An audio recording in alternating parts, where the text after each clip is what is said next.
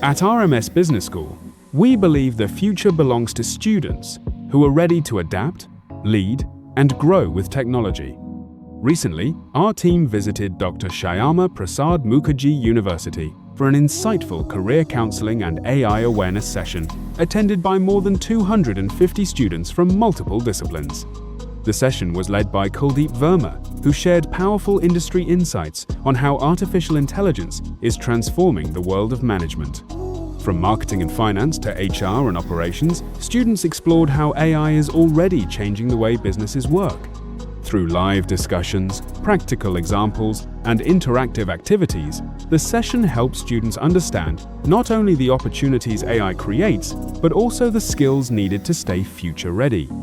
The event also focused on career guidance, MBA and PGDM opportunities, GD and PI preparation, and the importance of combining human creativity with technology. One message stood out throughout the session: AI will not replace people, but people using AI will lead the future.